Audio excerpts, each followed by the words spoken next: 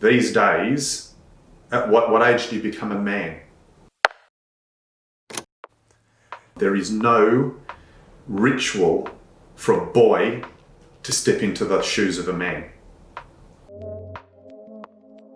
14, he considers himself a man. At 15, he considers himself a man. Okay, I'm now 18, I'm a man.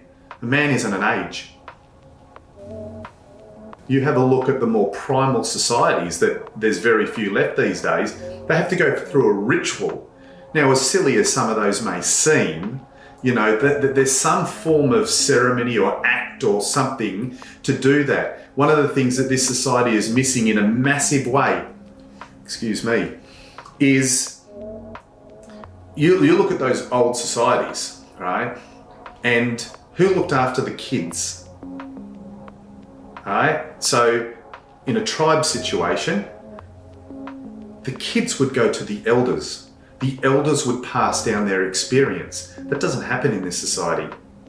So, okay, the elders are no longer doing it for the reasons of a tribal situation, but what about the parents? Are the parents doing this? No, most of the parents aren't present in their kids' life. Here's some money, go play a computer game, sit on that for 8 hours. What are they doing to prepare their kids to transition, from a young woman, into a woman, from a boy to an adolescent into a man? Most of them are missing this link. So many of my messages have come through where I'm going, I grew up with this stuff. And people are talking to me as if I'm some sort of alien from another planet. Yet I socialize with it, like, where are all these men like you? And I'm like, I surround myself with men like this. This isn't uncommon to me. Am I aware? Yeah, I've run trade business, run a lot of companies, had a lot of people working for me. I know about the other parts of it, but I don't surround myself in that. So when I'm at a family function or a friendship type function, I'm seeing men and women that behave similar to that of what I talk about. And I make sure I associate that because, that's what your kids are growing up to be. Another fundamental difference to this is also how kids are brought up with their parents. So these days there's a lot of aggression in the household. And it's not so private these days, where we don't separate that aggression. Go into another, we take it away from the kids. No, they scream and swear at each other in front of the kids. I did a post on, should you stay in a toxic relationship just because of the kids? And I said, absolutely not. I said, am I telling you to get out of a relationship? Absolutely not. That's not what I'm saying at all. I am 21 years married and believe in the institution. I believe that you need to work at your relationship.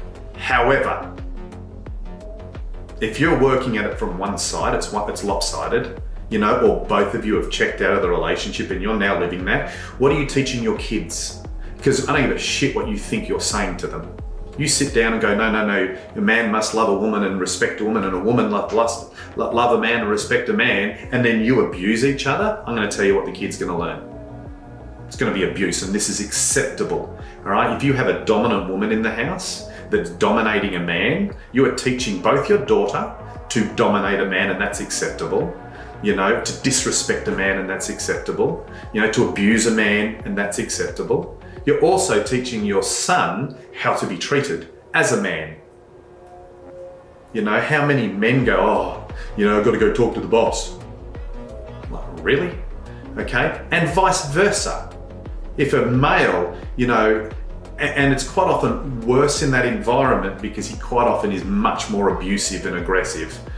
Purely because he's male dominance. The physicality of it can be really intimidating and threatening.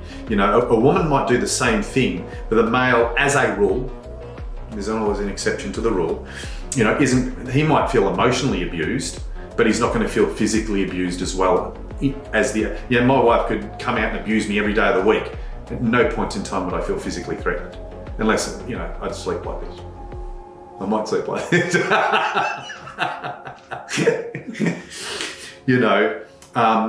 But you're teaching then, if your husband, shirt fronts the wife, gets up and postures in front of a wife, swears and abuses, uses that gruff tone, swear, that You're teaching your son and your daughter, this is life, this is acceptable, you know, and it's completely and utterly unacceptable, you know. So then when your son and daughter go out to the party, they're going to behave and accept behaviours and tolerances and disciplines and this common sense thing that I talk about, it doesn't get applied because, well, he was only swearing at me. He only told me to get fucked 3 times. Like, no, that's a good night. Of course I would have gone down the back paddock and round the corner and I had no idea he was going to rape me. Yeah? You know, because it's norm. Right? So I look at the depth of where these things go and where they come from, you know, and they start at a young age. They start at a young age and we're just not being taught that. So here's a response here in relation to women being raped.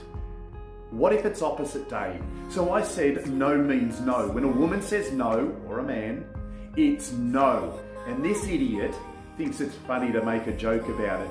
Now I've also had comments, well, what if we lock her up until she says yes?